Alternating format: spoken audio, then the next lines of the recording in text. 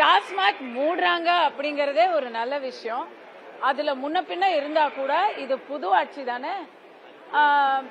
அவங்களுக்கு அறிவுரை சொல்ற இடத்துல சீனியர் பாலிட்டிஷியன்ஸ் இருக்காங்க. தமிழிசை மேடம் அந்த மாதிரி ஒரு பொதுமக்கள் நலனை மனசுல கருதி ஒரு எக்ஸ்ட்ராவான ஒரு எதிர்பார்ப்பை கொடுக்கறாங்கிறது நல்ல விஷயம் தான். ஜனங்களுக்கு நல்லது தானே.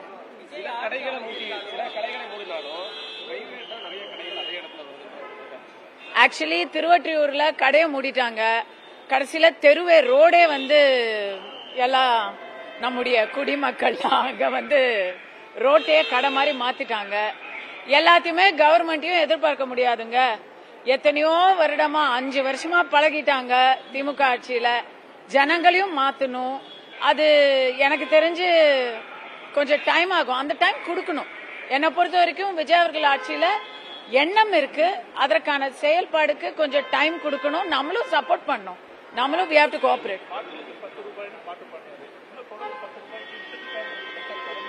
இல்ல அததான் சொல்றேனே, அரசியல்வாதிகள் மாறலாம், ஆனா அதிகாரிகள் மாறுவதில்லை. ஆட்சி மாறலாம், ஆனா காட்சி மாறுவதற்கு நேரம் ஆகும்.